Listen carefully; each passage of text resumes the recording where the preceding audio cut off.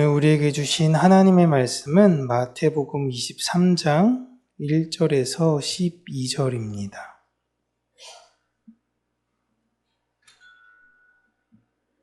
마태복음 23장 1절에서 12절 말씀 우리 함께 읽습니다.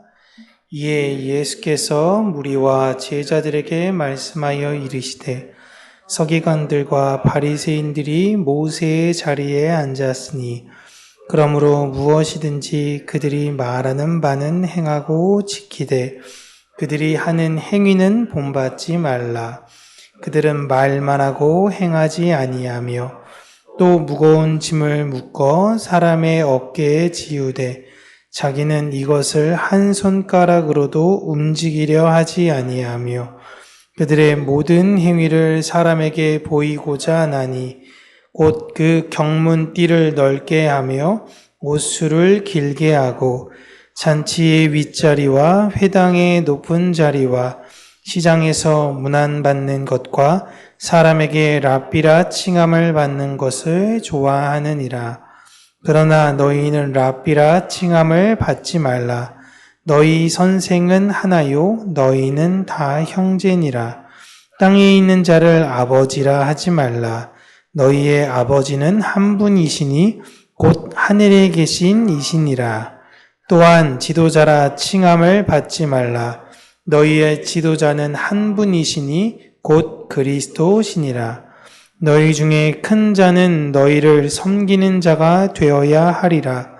누구든지 자기를 높이는 자는 낮아지고 누구든지 자기를 낮추는 자는 높아지리라. 아멘. 오늘 마태복음 23장 12절 자기를 낮추는 자는 높아지고 자기를 높이는 자는 낮아지게 될 것. 특별히 자기를 낮추는 자가 높아지는 그곳이 하나님 나라의 모습을 그대로 담고 있습니다. 성경 전체에서 제가 가장 두렵고 무서운 그 장이 무엇이냐라고 물어본다면 저는 마태복음 23장이라고 늘 이야기를 해요. 마태복음 23장의 내용은 신앙 안에서 하나님께 발버둥 치려는 사람에게 있어서는 아주 주의해야 하는 것들과 어떠한 태도로 이 땅을 살아가야 되는지를 아주 구체적이며 명확하게 이야기를 하고 있습니다. 역사를 볼 때 항상 힘을 가진 자들은 자신의 힘을 지키고 싶어 하고 힘이 없는 자들은 그 가진 힘을 빼앗고 싶어 하죠. 그런데 힘이 있는 사람들은 언제나 소수였습니다. 그래서 그들은 자신의 힘을 지키기 위해 여러 가지 권위적 장치를 만들어요. 그리고 그들끼리 그 장치를 가지고 다수를 지배하고 있는 것이죠. 이것을 요즘은 카르텔이라고 부릅니다. 소수가 다수를 이기기 위해서는 아주 높은 결집력이 필요해요. 그래서 그 엘리트 집단에서 가장 꺼리끼는 사람이 누구냐면 같은 엘리트 출신이면서 서민의 대표로 있는 사람들을 싫어합니다. 그런 직위가 있다면 얼마든지 우리와 함께 상류층에서 함께 어울려 누려야 하는데 자신의 것을 빼앗는 존재로 보이기 때문에 달갑지 않는 것이에요. 모든 사회는 이 구조를 가지고 적절하게 싸우기도 하고 적절하게 타협하기도 하고 그렇습니다. 이것이 적절하게 잘 배분되는 것이 그 나라가 가지고 있는 힘이죠. 나라가 어려울수록 이건 더 심해집니다. 낙후된 국가일수록 양극화는 더 심해지고 권력자들은 자신의 것을 더 견고하게 지키려고 합니다. 여러분, 예수님 당시 때는 식민지 시대였습니다. 식민지 시대 속에는 양극화가 극에 달할 수 있는 시대예요. 예수님은 그러한 시대에 제자들과 예루살렘에 있는 무리들에게 하나님의 백성은 어떻게 살아야 하는가에 대해서 이야기를 하고 있습니다. 그 하늘나라의 모습을 우리가 드러내면서 살아야 한다라는 것을 말씀하시려고 하는데, 놀라운 거는 하나님 나라의 그 말씀과 뜻을 가르치는 자들이 정확히 하늘나라의 원리와 반대로 행하고 있는 거예요. 그들을 예수님께서 가리켜 모세의 자리에 앉으려는 자들이라고 부릅니다. 이들은 자신의 율법 해석을 옳다고 생각하여 그 해석을 회중이 따라오게끔 하고 그것으로 자신의 권위를 세우려고 했던 사람들이에요. 저는 조금은 슬프게도 많은 목사님들께서 책을 이렇게 내시는 모습을 보고 그 책을 제 서점에 가서나 이렇게 한번 볼 때가 있는데요. 참 이게 왜 슬프다고 하냐면 그 목사님들이 쓰시는 책의 내용보다 사실 훨씬 더 좋은 책들이 있는 경우를 발견합니다. 아마 본인도 아실 거예요. 그러면 본인이 읽은 굉장히 인상 깊었던 그 책의 내용을 회중들에게 소개해주면 참 좋을 것 같은데, 혹이 그 책이 절판됐어. 더 이상 이 세상에 없다면 출판사에 한번 요구하면 됩니다. 저도 그렇게 몇 번의 책을 출판사에 요구한 적이 있기는 했는데 그 책을 더 이상 수요가 없어서 못 만든다라고 이야기하더라고요. 제가 교회 규모가 큰다면 저희가 한 40부 할 테니까 그 찍어주세요 라고 이야기할 수 있는데 그렇게 할 수 없어서 더 이상 어떻게 이야기할 수는 없었거든요. 저는 그분들이 그러한 책들을 왜 내는지에 대해서 사실은 잘 모르겠어요. 본인의 경제적인 문제나 본인의 권위를 위해서가 아니라면 굳이 왜 책을 내시는 걸까? 이미 좋은 책을 소개하면 더 좋을 것 같은데, 하나님의 백성들은 하나님 나라의 원리를 이 세상에 소개하며 그 삶을 보이는 무리들이어야 합니다. 절대 내가 하나님의 말씀을 이만큼 알고 있어요, 내가 이런 것들에 대해서 이렇게 해석할 수 있어요 라고 본인에 대해서 자랑하는 사람들이 아니에요. 그런데 그러한 모습을 보여야 할 존재들이 이 세상에 없으니, 혹은 세상과 구별 없어 보이는 모습을 보이고 있으니 예수님께서 통탄해하고 계시는 것이죠. 어느 곳이든 교회이든 뭐든 권력이 있는 자리에는 언제나 욕심 가진 분들이 득실거리고 그 권력에 아부하려는 사람들이 참 많이 있어요. 슬프게도 그들이 또 중요한 내용들을 결정을 합니다. 서기관과 바리새인들이 그랬어요. 이 율법은 이렇게 해석해야 한다라고 하면 회중들은 방법이 없습니다. 저 사람들이 저렇게 얘기했으니 저 말이 맞겠지라고 순종하며 따라가요. 그래서 우리가 다음 주에 이제 마태복음 이야기를 하면서 예수님께서 그들을 경고하실 때 화 있을진저 라고 꼭 이야기하시거든요. 너무 내 가슴이 찢어지게 아프다, 이 지옥에 떨어질 것들아 라고 이야기하시는 거예요. 서기관과 바리새인들은 여러분 배운 사람들입니다. 이들은 자신들이 다른 사람들을 가르쳐야 하는 존재라고 스스로 생각했어요. 여러분 구약을 보시면요, 이스라엘 사람들의 굉장히 특이한 특징 중에 하나가 무엇이냐면 이방인들보다 우월하다라고 생각하는 거예요. 여러분 지금 이스라엘이 다른 나라 막 계속 공습하죠? 계속 공격합니다. 이제는 어느 지경까지 이르렀냐면 유엔에서 그 어려운 사람들, 그 반대편에 있는 팔레스타인이라든가 이쪽에 있는 가자 지구 있는 사람들을 도와주러 가는 사람들도 습격해요. 이게 너무 아나무인이긴 한데 이 사람들은 자신들은 택한 사람들이라고 생각을 해서 이방인들보다 우월하다고 생각을 했습니다.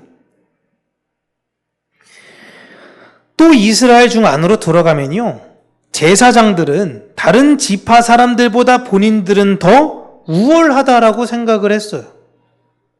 또 제사장 무리로 가면요, 제사장 중에서도 대제사장 그룹은 다른 제사장들보다 자신들이 더 우월하다고 생각을 했습니다. 율법, 하나님의 말씀 그 어디에도 우월함에 대한 이야기는 나와 있지가 않는데 사람들은 질서라고 말하면서 서열 매기는 것을 좋아합니다. 율법은 사랑이 무엇인지, 그리고 하나님의 그 사랑을 우리가 삶에서 어떻게 적용해야 하는지, 그 사랑 딱 하나만을 여러 각도로 다양한 이야기를 하고 있는 것입니다. 그런 사랑인 율법을 세분화시킨 것은 일상생활에서 내가 좀 헷갈릴 때에 이렇게 하면 좀 쉽게 적용할 수 있어, 이렇게 사랑 한번 해보렴, 이런 의도로 세분화시킨 것이지 율법을 세분화해서 차별하라는 것이 절대 아니에요. 그런데 이 율법을, 사랑을 가르쳐야 하는 사람들이 율법을 가지고 자신의 권위를 삼으려고 했던 것입니다. 이 얼마나 교만한 것입니까? 예수님은 이러한 자들의 모습을 보시면서 이 사람들이 말하는 이야기는 잘 새겨듣고 행위는 본받지 말라고 이야기하십니다. 이건 서기관과 바리새인들이 물론 말만 번지르르 했겠지만 말만 번지르르한 그 말에 대한 이야기가 아니에요. 그들이 전하는 율법의 내용은 꼭 들어야 돼. 그들이 전하는 율법의 내용은 듣는데 그들이 그 율법을 통해서 말하려는 그들의 해석은 주의해라 라는 것입니다. 율법의 뜻은 사랑인데 그것이 이상하게 해석이 되어서 너희들에게 짐을 지우게 되는 그 행위들을 버리라는 거예요. 그러나 그들이 전하는 그 말씀, 율법, 하나님의 말씀 자체는 소중하게 들어야 한다라는 것입니다. 즉, 성경을 사랑으로 해석하지 못하면 그 자체로 어떤 법이 되어져 버려서요, 내 마음을 짓누르게 됩니다. 예수님은 거기에서 자유하라라는 것이었어요.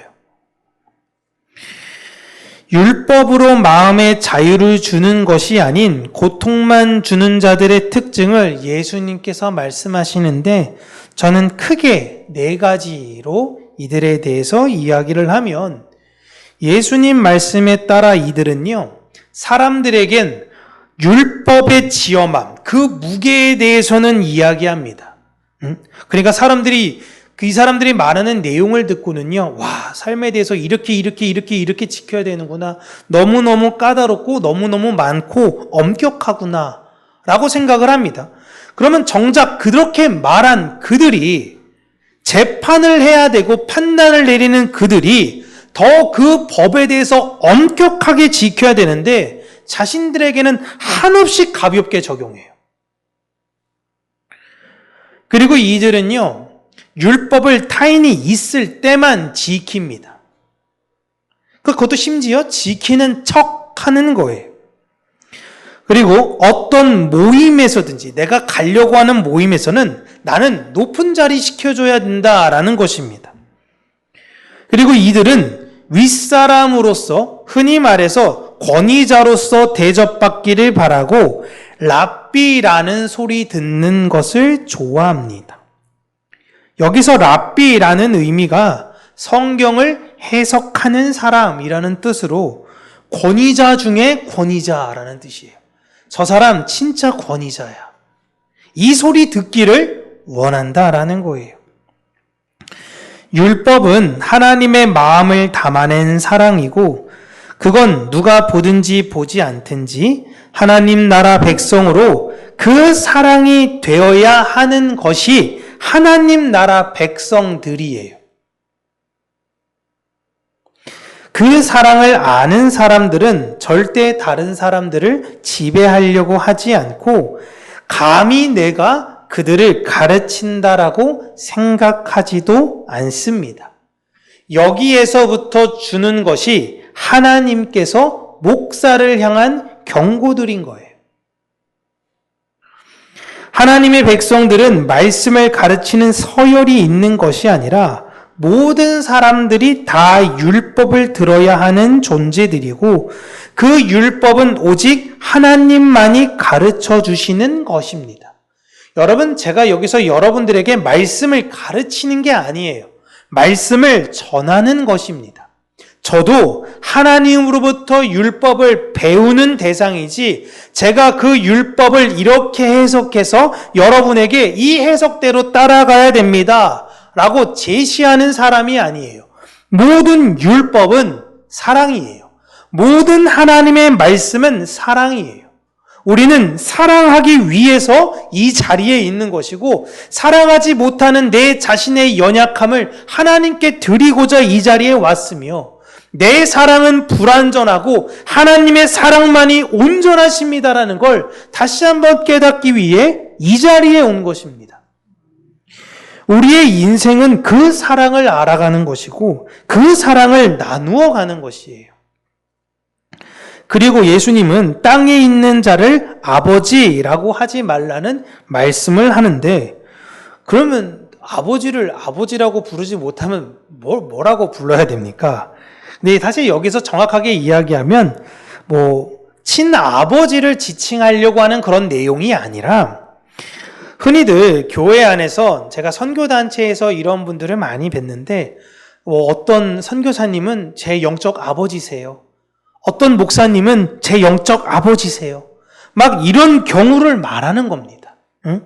이런 말 하지도 말고 네가 만약 누군가로부터 이런 이야기를 들었을 때 우쭐대지 말며 그에게 그렇게 말하지 말 것을 경고해야 되는 거예요.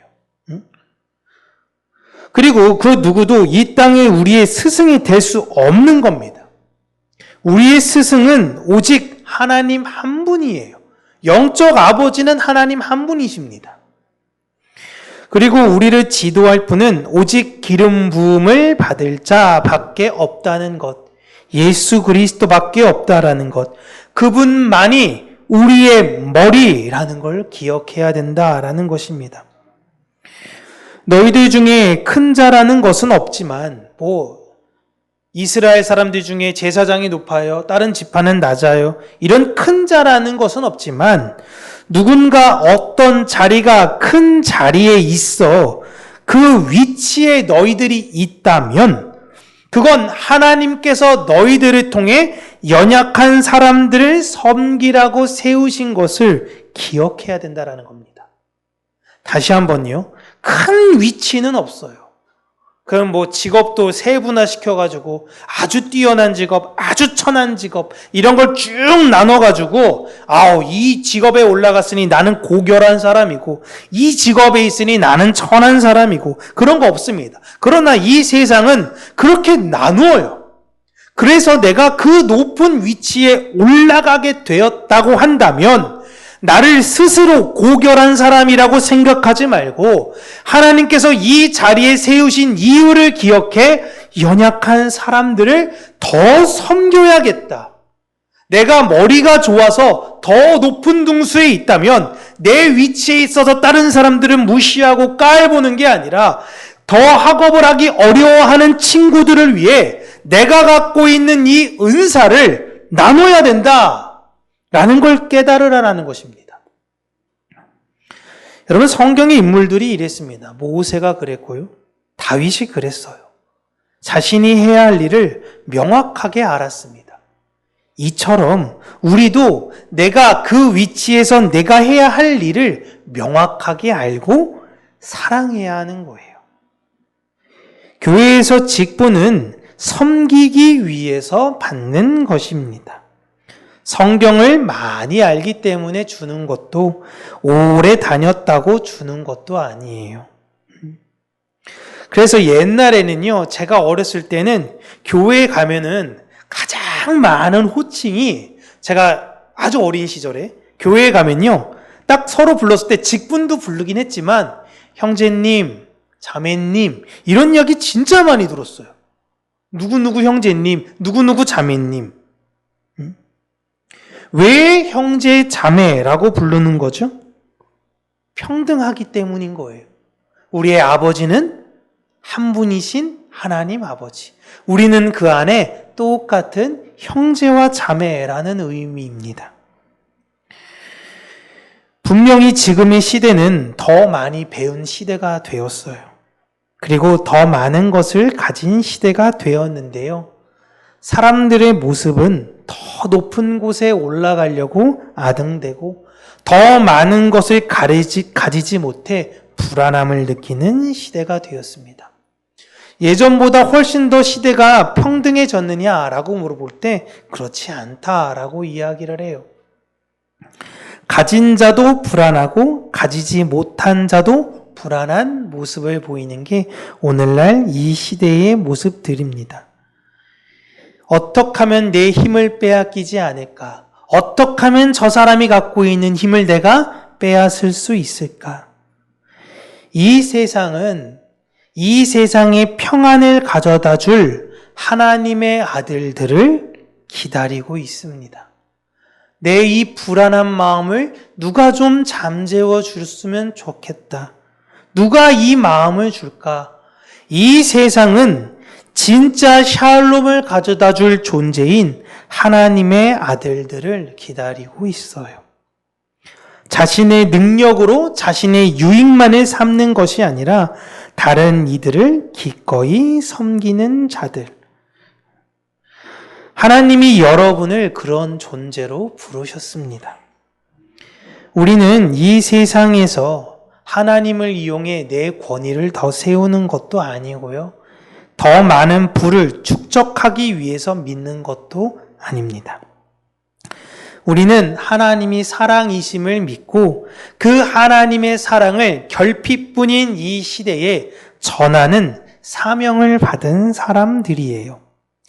그렇기에 내가 속한 곳에 예수께서 통치하시는 그 공동체의 모습, 그 아름다운 사랑의 모습을 보이며 살기 위해 분투하고 애쓰는 저와 여러분들 되시길 주님의 이름으로 축복합니다. 기도하겠습니다. 참 좋으신 하나님 아버지, 사랑으로 우리를 부르셨고 사랑으로 우리를 키우시며 그 사랑 안에 우리를 두어 사랑으로 이 세상을 보게 하시고 사랑으로 살게 하신 하나님의 은혜에 감사하며 내가 1만 달란트 빚진 자로서 100데나리온 빚진 자들을 향해 하나님의 사랑과 그 긍휼을 전하는 자가 되기를 간절히 원합니다. 하나님 나라의 모습이 나로부터 시작이 되어지며 내가 속한 곳에서부터 그 사랑이 다시금 전달되어지기를 소원합니다. 그러나 하나님, 그것이 내 힘과 내 능으로 되는 것이 아닌 내 안에 계신 사랑이신 예수 그리스도로 가능하다라는 것을 잊지 않으며 오늘도 하나님 나라의 자녀로서 하나님 나라를 확장해 나아가는 귀하고 복된 발걸음으로 살아가는 우리 모두가 될 수 있도록 은혜 더하여 주시옵소서. 예수님 이름으로 기도합니다. 아멘.